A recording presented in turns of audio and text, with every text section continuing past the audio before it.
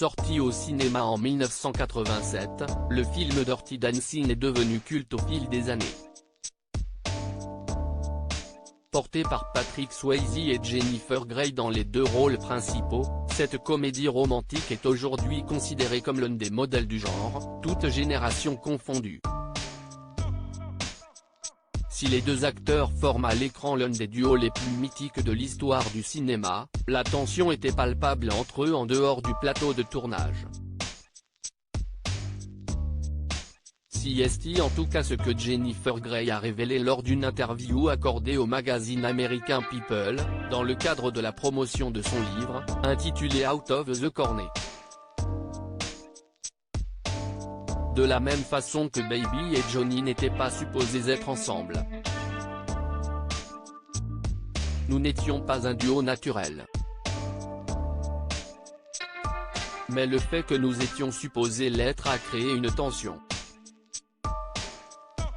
Parce que, normalement, quand cela ne vient pas, les deux personnes passent à autre chose. Nous étions forcés d'être ensemble. Je pensais que le rôle de Johnny allait être joué par un jeune latino, bronzé, de New York, un peu dangereux.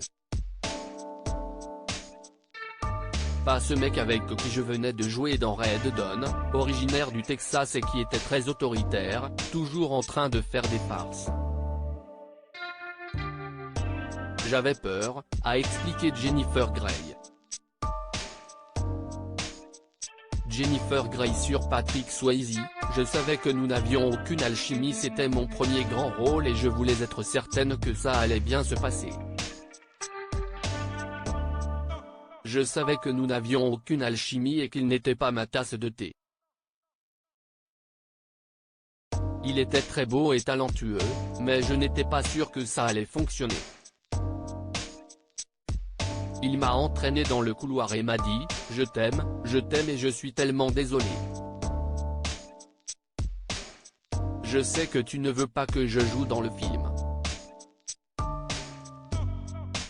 Il avait les larmes aux yeux et moi aussi, pour des raisons différentes, a-t-elle ajouté. Cependant, l'actrice a tout de même tenu à adresser un message à son partenaire de jeu, qui est mort à l'âge de 57 ans en 2009. Je lui dirai que je suis tellement désolé de ne pas avoir été capable de l'apprécier pour ce qu'il était, au lieu d'espérer qu'il soit davantage ce que j'aurais voulu qu'il soit, a-t-elle indiqué.